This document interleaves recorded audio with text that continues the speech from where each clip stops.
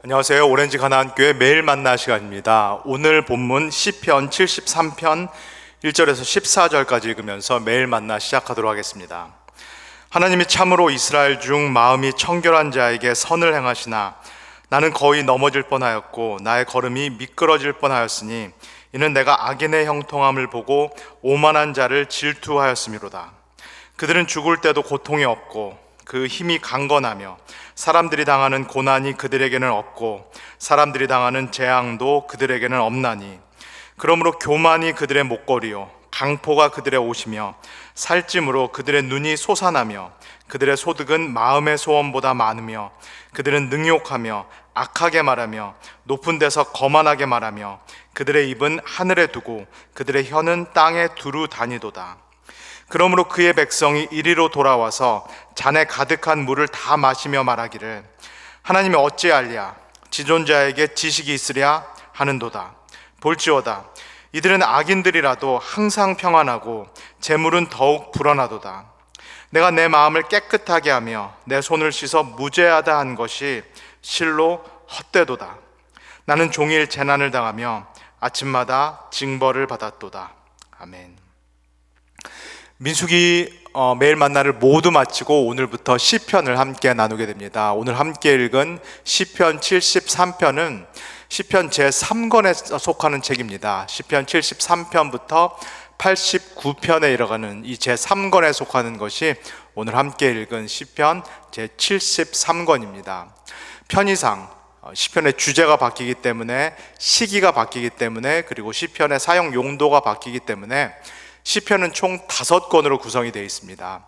그래서 제3권을 읽기 전에 제2권이 정확히 어떻게 맞춰졌는지 그 내용을 한번 살펴보도록 하겠습니다. 시편 72편 17절에서 19절을 제가 읽겠습니다.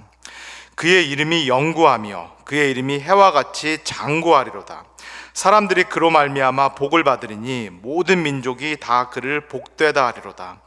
홀로 기이한 일들을 행하시는 여호와 하나님 곧 이스라엘의 하나님을 찬송하며 그 영화로운 이름을 영원히 찬송할지어다. 온 땅에 그의 영광이 충만할지어다. 아멘. 방금 제가 읽어드린 이 구절이 72편 시편의 제2권이 맞춰지는 그런 장면입니다. 기대와 소망이 가득합니다. 다윗 왕조를 통하여서 하나님께서 새로운 일을 하실 거라는, 이스라엘을 굳건히 세우실 거라는 그 기대와 소망이 충만한 것이 이 시편 제2권 72편의 마지막 장입니다. 그렇다면 2권이 이렇게 맞춰지고 이 3권 오늘 읽은 73편 1절은 어떻게 시작이 되나요? 제가 다시 한번 읽겠습니다. 하나님이 참으로 이스라엘 중 마음이 정결한 자에게 선을 행하시나. 영어로는 이렇게 쓰였습니다. Surely God is good to Israel, to those who are pure in heart. 하나님은 참으로 이스라엘 중 마음이 정결한 자에게 선을 행하신다. 앞에 72편의 마지막 부분 기대와 소망과 이어지는 내용처럼 그렇게 들립니다.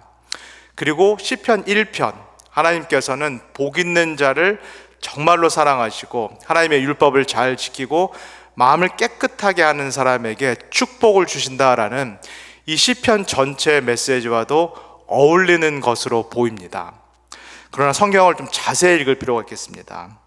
하나님이 참으로 이스라엘 중 마음이 정결한 자에게 선을 행하시니, 영어로는 제가 읽어드린 대로 surely, 이 참으로 그리고 surely라는 단어는 히브리어 단어 악이라는 단어에서 번역이 된 단어들입니다. 한글 성경으로는 참으로 그리고 영어 성경으로는 surely 번역이 되어 있는데, 칼빈은, 종교개혁자 칼빈은 이 악이라는 단어를 이 문맥에서는 그러나, 그럼에도 불구하고 라고 번역하는 것이 더 문맥상 맞다라고 이야기합니다.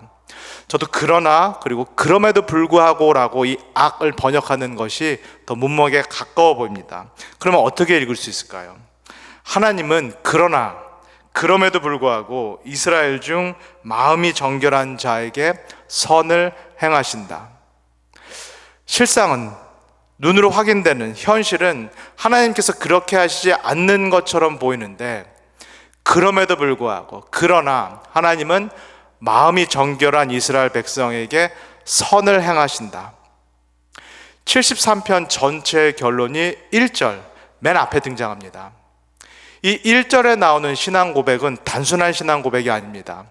순진한 믿음의 고백이 아니라 모든 시험과 모든 고난을 겪은 다음에 불과 같은 연단을 받고 난 다음에 신앙 고백인 것입니다.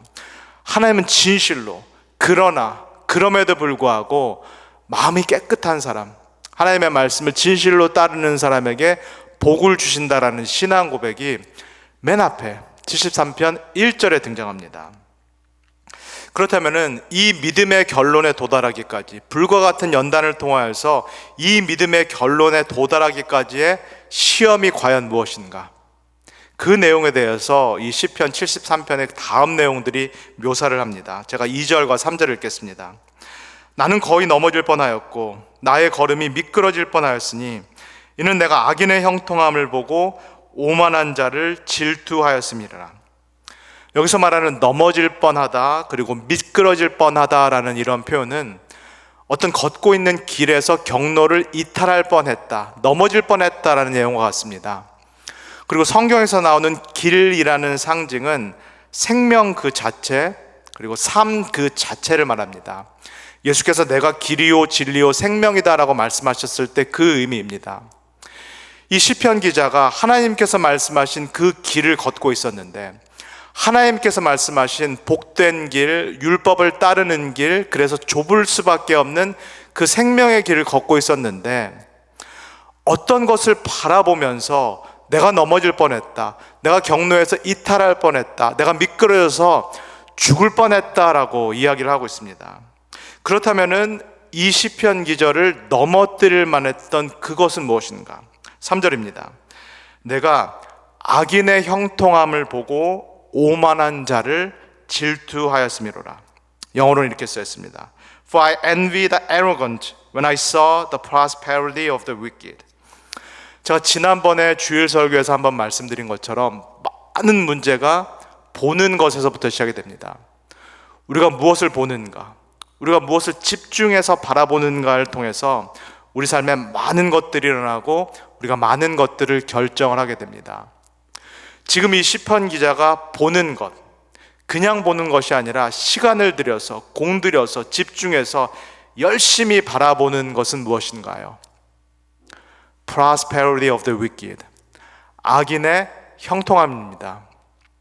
한글로는 형통함이라고 번역이 되어 있고 영어로도 prosperity라고 번역이 되어 있는데 사실은 원문 그대로 읽자면은 샬롬입니다.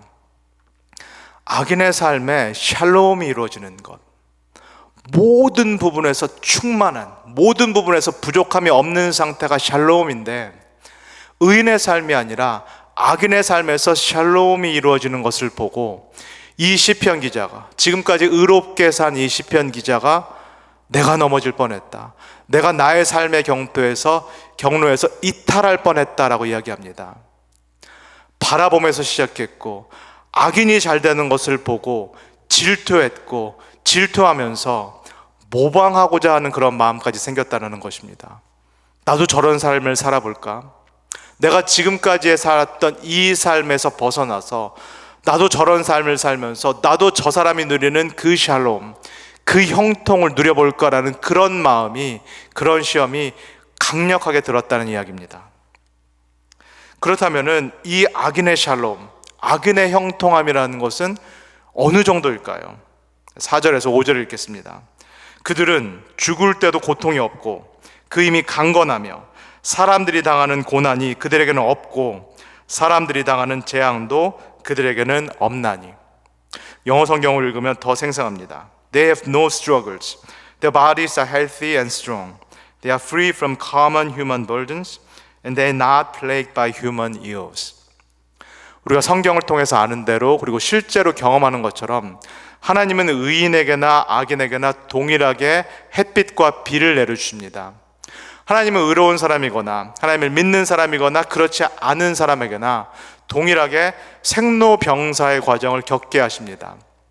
악인뿐만 아니라 의로운 사람들에게도, 우리 믿는 사람들에게도 고난과 고통과 안 좋은 일들, 불행한 일들은 찾아오게끔 되어 있습니다. 그것이 우리가 살고 있는 인생입니다. 그런데 오늘 읽은 이 본문은 이 악인의 형통함, 악인의 샬롬이 도대체 어느 수준, 어느 정도일 거다라는 얘기인가요? 악인뿐만 아니라 의인도 마땅히 겪어야 된다라는, 어쩔 수 없다라는 그런 삶의 고통, 그런 고난이 이 악인은 비껴간다는 얘기입니다.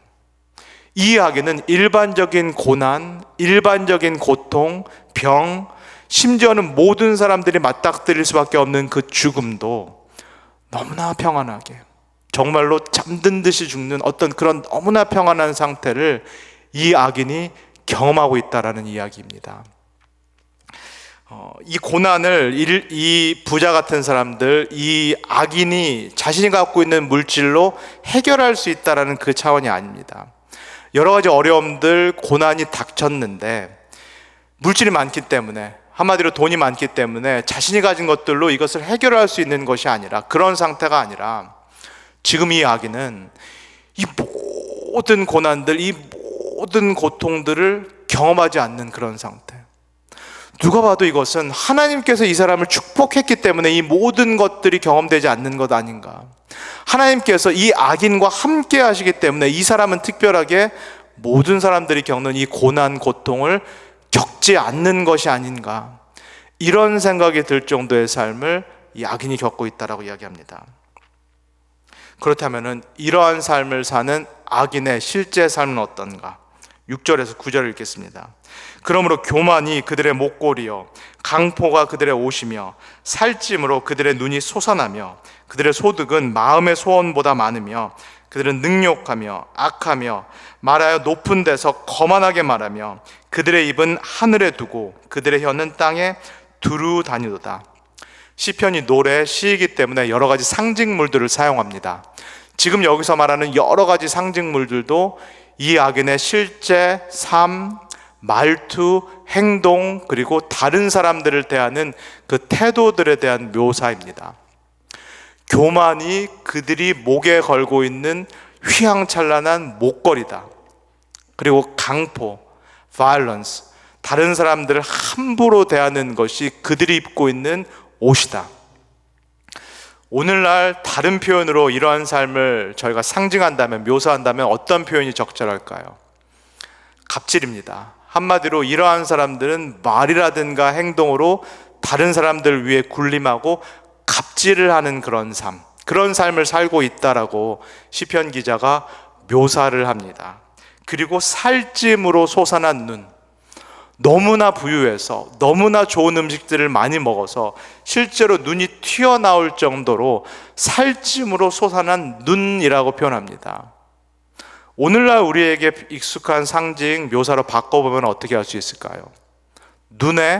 자신의 눈에 누구밖에 보이지 않는 그런 상태, 자신의 눈에 자기 자신, 이러한 복을 누리고 있는 자기 자신밖에 보이지 않는 상태, 다른 사람들은 안중에 없는 그런 상태를 살고 있다라고 할 수 있습니다. 그리고 높은 데서 거만하게 말하는 입, 그리고 하늘과 땅에 두루 다니는 혀, 이것은 무엇을 상징할까요? 이러한 사람, 악인이지만은 형통한 삶을 살고 있는 이러한 사람들이 하늘과 땅, 세상에 미치는 영향력입니다. 많은 사람들이 이러한 사람을 본받고 싶어 한다. 오늘날 표현으로 바꾸면 어떻게 이해할 수 있을까요? 소셜미디어에, 예를 들면 페이스북이라든가 인스타그램이라든가 X라든가 이런 소셜미디어에 수많은 팔로워들, 수많은 추종자들을 누리고 있는 그러한 삶의 모습, 모든 사람이 나도 저 사람처럼 되고 싶다, 나도 저 사람처럼 부자가 되고 싶다라고 막강한 영향력을 미치는 그러한 삶을 이 악인이 살고 있다. 이 샬롬, 이 형통한 삶을 살고 있다라고 시편 기자가 묘사를 합니다. 더 중요한 것은 이 악인의 형통함을 보고 영향을 받고 이 사람을 닮고 싶다라는 사람들 중에서는 누구도 포함되어 있는가? 10절에서 11절을 읽겠습니다. 그러므로 그의 백성이 이리로 돌아와서 잔에 가득한 물을 다 마시며 말하기를 하나님이 어찌 알랴? 지존자에게 지식이 있느냐 하는도다. 여기서 나오는 그의 백성은 누구일까요? 성서 해석자들에 따라서 다양한 의견이 있지만은 여기서 나오는 그의 백성은 하나님의 백성을 포함합니다. 이 악은에 형통한 삶을 따라 살고 싶은, 나도 저렇게 되고 싶다라고 따라 살고 싶은 그 사람들 중에서 하나님의 백성, 그의 백성이 포함되어 있다. 그리고 이들도 그에게 가서 그의 물, 그의 넘쳐나는 그 물을 마신다라고 시편 기자가 묘사를 하고 있습니다. 다른 말로 해서 하나님의 백성들마저도 마음을 청결하고 깨끗하게, 그리고 하나님의 뜻에 따라 살고자 했던 이 하나님의 백성들마저도 이 악인의 형통함을 보고 또 그의 영향력 하에 있으면서 결국은 그의 삶을 통하여서 강력한 시험 그리고 강력한 유혹을 받는다라고 시편 기자가 토로를 합니다. 하나님은 어찌 알랴? 지존자에게 지식이 있느냐 하는도다. 이게 하나님을 믿지 않는 백성들이 하는 이야기가 아니라 심지어는 하나님을 믿는 백성들도 이런 고백을, 이 사람을 본받고 싶고 이 사람의 영향력을 따르다 보니까 이런 고백을 하고 있다라고 말씀합니다. 하나님의 존재 자체를 부정하는 고백이 아닙니다. 그러나 하나님이 과연 알랴? 하나님이 악인이 저렇게 살도록 내버려 두시는 것, 그것은 하나님이 사실은 인생사에 무관하시기 때문에 그런 것 아닌가. 지존자, 하나님께서 모든 것을 아시는 분이라고 말씀을 하는데 사실 하나님께서 모르시는 것 아닌가. 그 이야기는 나도 저 사람처럼 살아도 되는 것 아닌가. 나도 악인의 길에 들어서서 나도 저 사람이 누리는 형통함, 샬롬을 누려도 되는 것 아닌가. 그런 생각을 하나님의 백성들이 하기 시작한다는 이야기입니다. 이 실제로 시편 기자가 현실에서 보고 경험하는 이 삶의 실제, 이를 통한 믿음의 구체적인 시험이 마지막 12절에서 14절까지 묘사되어 있습니다. 볼지어다 이들은 악인이라도 항상 평안하고 재물은 더욱 불어나도다. 그런데 내가 내 마음을 깨끗하게 하며 내 손을 씻어 무죄하다 한 것이 실로 헛되도다. 나는 반대로 종일 재난을 당하며 아침마다 징벌을 받았도다. 이 시편 기자가 그냥 보는 것이 아니라 직시합니다. 오랫동안 관찰합니다. 그리고 나서 지금 마음속에 드는 심한 갈등과 의심, 그리고 잠정적으로 내리는 그런 결론입니다.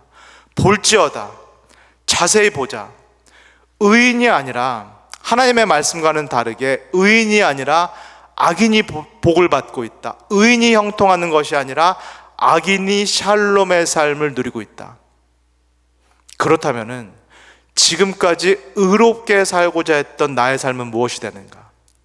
지금까지 마음을 깨끗하게 할 뿐만 아니라 손도 청결하게 하기 위해서 죽을 똥살똥 애썼던 나는 어떻게 되는가? 언행일치를 하기 위해서 하나님의 율법을 마음으로 지킬 뿐만 아니라 삶으로 지키기 위해서 정말로 의롭게 살기 위해서 죄에 투정하고 산 나의 삶은 무엇이 되는가? 이것이 다 헛된 것이 아니었던가? 내가 신앙을 지키고 이렇게 삶 산 전체가 헛된 삶, 어리석은 삶이 아니었는가? 라는 그런 고백, 그런 진실한 자신의 마음속에 일고 있는 그 의심을 이 시편 기자가 적나라하게 토로하고 있습니다. 마치 전도서 기자가 고백했던 그 고백, 이 삶 자체가 무의미한 거 아닌가, 허무한 것 아닌가. 마치 욥이 했던 그 고백, 나는 무죄한데, 나는 하나님 앞에서 의로운데 도대체 내가 왜 이러한 고난을 매일매일 당해야 되는 거고, 내 삶에는 형통이 아니라 왜 하나님의 심판 같은 일이 매일매일 아침마다 일어나는가라는 그 고백을 시편 기자가 이 자리에서 하고 있습니다. 오늘 함께 읽은 73장의 이 시편 기자의 경험은 시편 기자의 개인적인 경험이 아닙니다. 이것은 이스라엘 백성 전체가 그 시대 가운데 경험하고 있었던 공동체의 경험입니다. 그리고 시편 기자의 이 경험, 이 고백을 들으면서 이 경험은 우리가 겪고 있는 경험, 우리의 보편적인 신앙인의 경험이다라고 할 수 있습니다. 하나님의 말씀과 우리가 실제로 사는 이 삶과의 큰 괴리입니다.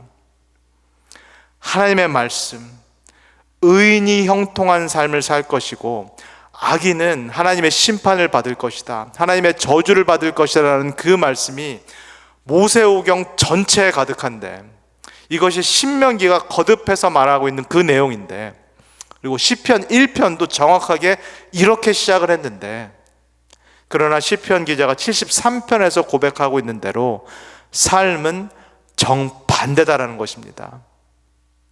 하나님의 말씀이 과연 옳은 것인가?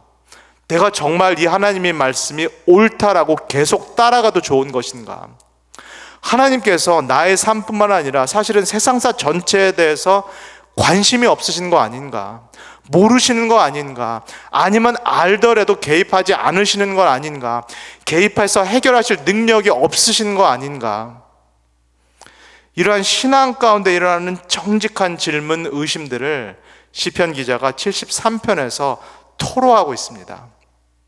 이러한 질문들을 가리켜서 신학적으로는 신정론적 질문이라고 말합니다. 디아더스라고 말합니다.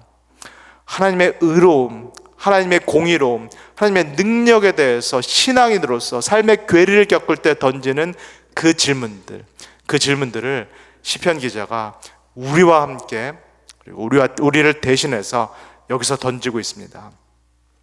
그렇다면 이 문제, 정말로 실족할 만한, 지금까지의 신앙 전체를 버릴 만한 이 신앙의 시험을 이 시편 기자가 과연 어떻게 극복할 수 있을까요?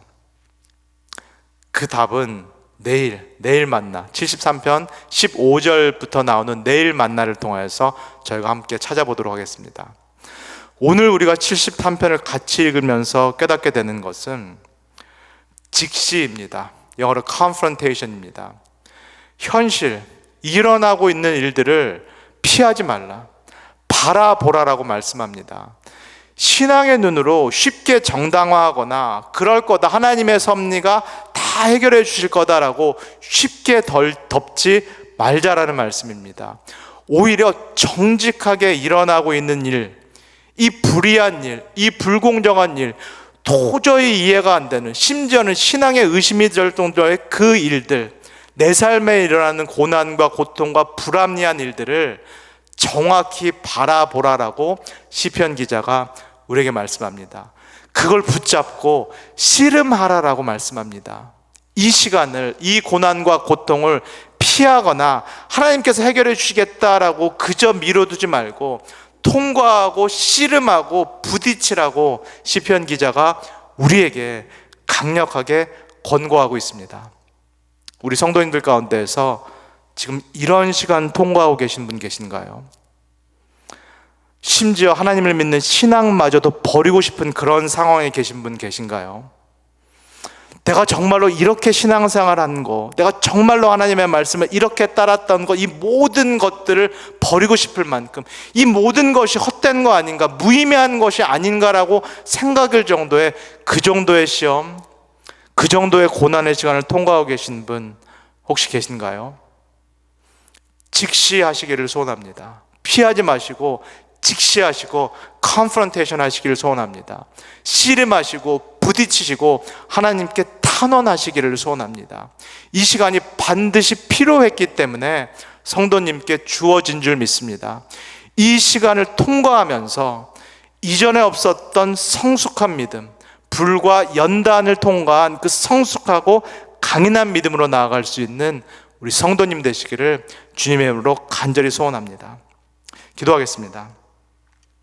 사랑의 주님, 오늘 시편 73편 시편 기자의 이 신앙적인 씨름, 신앙적인 의심을 통하여서 우리 자신의 신앙과 믿음을 다시 한번 돌아봅니다. 우리가 시험을 거치지 않은 고난과 고통, 불과 같은 연단을 거치지 않은 그런 순진한 믿음, 그런 연약한 어린아이와 같은 그 믿음에 머물러 있기를 원치 않습니다. 하나님, 지금 내가 겪고 있는 이 시험, 정말로 신앙 자체를, 하나님 자체를 버릴 정도의 이 고난과 이 시험을 직시할 수 있도록, 컨프런테이션 할 수 있도록 우리에게 힘을 주옵소서. 그리고 이 시간을 통과함으로써 내 신앙이 한 단계 도약하게 하시고, 그래서 그럼에도 불구하고 그러나 하나님께서는 마음이 청결하고 하나님의 뜻을 따라 사는 사람을 복 주신다, 그들에게 선하신 분이다라는 그 경험이 우리에게 있을 수 있도록 우리 모두를 축복하여 주시옵소서. 감사드리며 예수님의 이름으로 기도합니다. 아멘.